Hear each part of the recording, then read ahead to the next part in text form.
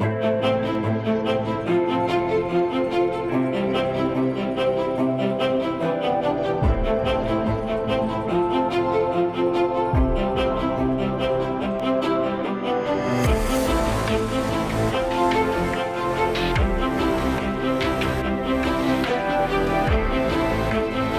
do stand before you now with a sense of pride for what Indonesia has become today.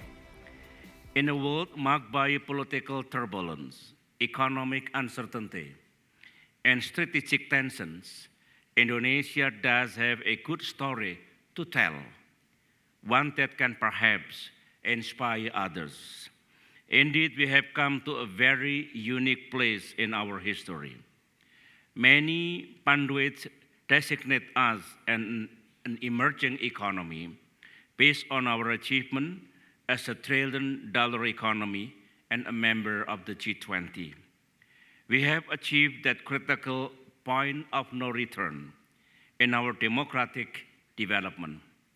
We have proved to ourselves and to the world that we do not have to choose between democracy and development, and that we can indeed have both political freedom and high economic growth at the same time.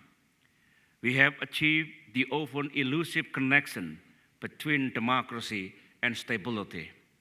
We have broken the myth, the fear, that democracy will unravel national unity, and instead demonstrated that democracy has made us more united. We have become an example that democracy, Islam, and modernity can go hand in hand.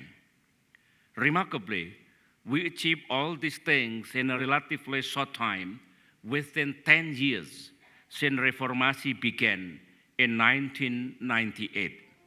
Yes, sometimes these things get to be taken for granted, but I think that this is a historic feat that we can indeed be proud of. The Indonesia Lunch Dialogue, brought to you by the Lippo Group at the World Economic Forum on East Asia.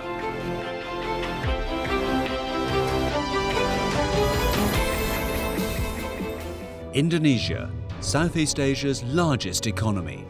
A country not just rich in resources, its growing consumption market is a magnet for retailers.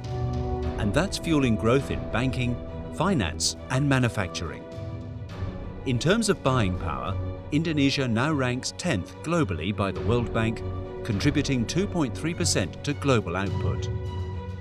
Besides the lure of Indonesia's domestic market, industries like automakers are also looking to Indonesia as an alternative production base that will export to the rest of Asia. All of which Jakarta predicts will grow foreign direct investment 15% this year. As a member of ASEAN, Indonesia attracts the second largest amount of FDI in the group. ASEAN's goal is to create an economic community by the end of 2015 that would promote the free flow of goods within this region. That integration would present foreign companies with a single market worth $2.3 trillion, a combined growth rate of more than 5%, and a population double the size of the US. The potential for Indonesia could be enormous. But Indonesia might not feel the full effects, some say, unless it does more to improve its financial system, tackle chronic infrastructure problems, reduce red tape, and implement consistent policies. And even as wealth grows in the country, the rich-poor divide is widening.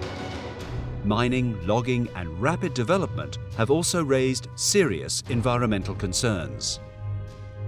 Over the past decade, under the leadership of Susilo Bambang Yudhoyono, Indonesia has transitioned into a stable democracy and achieved steady economic growth, becoming an inspiration to many other nations who are embarking on the same democratic road.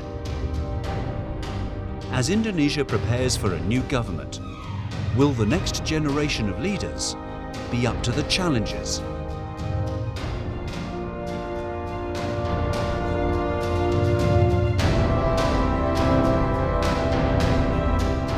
Thank you very much, ladies and gentlemen. We have Pak Budi Sadikin, who is running the largest bank in Indonesia, with a market cap of over 21 billion US dollars, a giant in the making from the south, with expansion plans across the industry in Indonesia, and we hope soon across the region.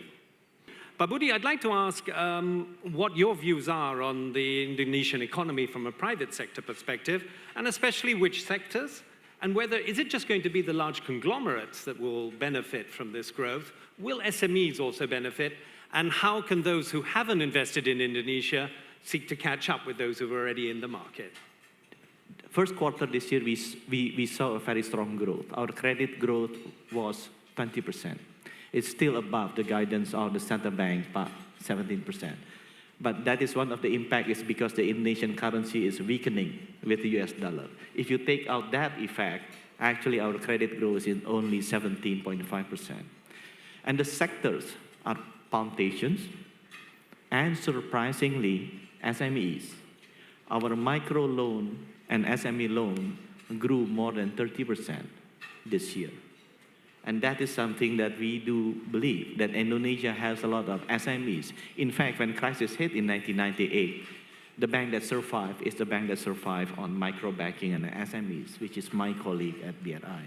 So that is the reason why Mandiri now is shifting our portfolio to extending credit to SMEs.